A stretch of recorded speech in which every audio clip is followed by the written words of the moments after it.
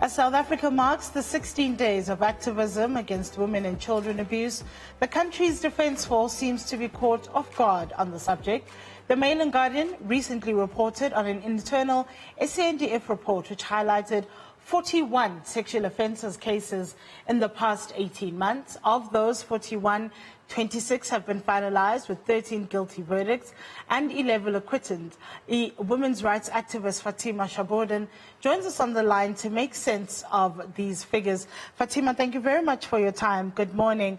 So no surprises there, I guess, given the extent, the pervasive nature of sexual violence within South Africa, that this is also an issue within the South African National Defence Force. Yes, sadly, it's not surprising at all. We do live in a country with one of the highest GBV rates in the world.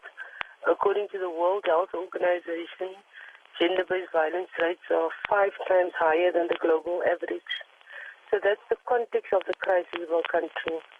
And then we know the world over, military institutions are the embodiments of toxic masculinities, the values of extreme patriarchy and violence is a potent combination. So that too should not have been a surprise to us. What is surprising and shocking and completely unacceptable is the way the military and the SANDF has responded to the crisis. Because that was going to be my next question, your second point about, the culture of the military. Yes, now we see the military being more open to other people, people of different orientations, people of different genders, different religions, etc. But fundamentally, at its core, it's always been quite a cis, heteropatriarchal institution. Even the violence itself, which, the nation state then uses, has always been the kind of this embodiment of violent masculinity. So how do we even begin to transform an institution which, for all intents and purposes, has always been used to brutalize people who are considered to be other, be they women or people who are LGBTIQ, etc.? Where do we begin to transform this institution? Well, the starting point has got to be an acknowledgement and recognition of that reality.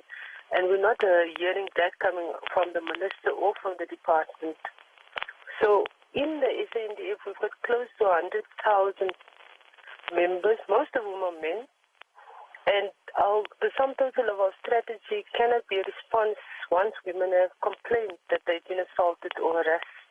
There's got to be a much more proactive stance in actually trying to shape an alternative set of values that reflect our constitutional commitments. There's no evidence of that. So the minister and the SANDF has in its power a captive audience of 100,000 men, and they have the resources to shape values that would have very different outcomes for the women who are in the forces, as well as for the women in countries where we send our troops to go on peacekeeping missions. That's very significant. I think the conversation is about what's happening to women in the military here, but more significantly, we send our troops abroad. South Africa is one of the biggest contributors to peacekeeping missions, both on the continent but also in the world. And this is an important function of our military, but we can't be exporting rape, which is effectively what was done in the case of the Democratic Republic of Congo. So, of the cases that the Mail and Guardian was reporting on, which looks at an internal SANDF report, 41 sexual offences in the last 18 months.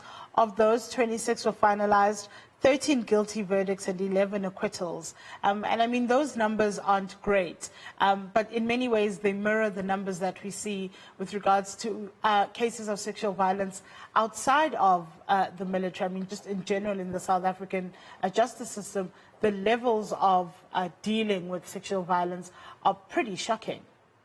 Yeah, well, there's 2 levels of problems with the way in which they're responding. The one is that they're taking unacceptably long to process these cases, which means that women who have been victims of assaults and harassment have to continue working alongside perpetrators. So as is the tradition of the military, there's no transparency about this, which means that men who have raped, who stand accused, continue working, and other women are then exposed to the same kinds of behavior. So that's the first thing that's got to go.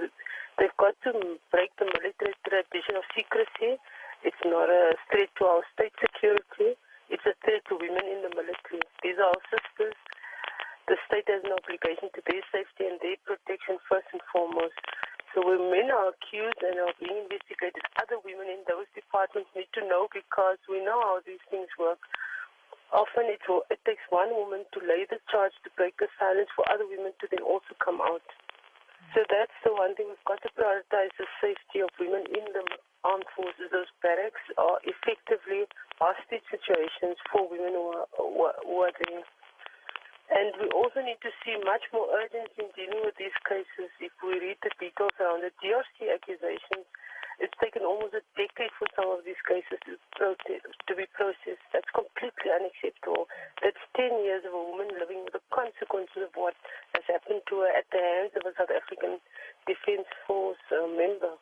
That cannot be done in our names. It cannot be acceptable for any of us. Fatima, I must thank you very much for your time this morning. Thank you for joining us. That's gender rights activist Fatima Shabodin speaking to us about that report that came out of the Mail and Guardian last week, putting a spotlight on the issue of sexual violence within the South African National Defence Force, and also raising concerns about the manner in which some of these complaints that are reported, that are brought forward, have been dealt with. And I think I agree with Fatima that the Ministry of Defence does have a question to answer about what is being done about these cases that we are aware of. They even contained in an internal SNDF report. So we'll definitely look to follow up on this story.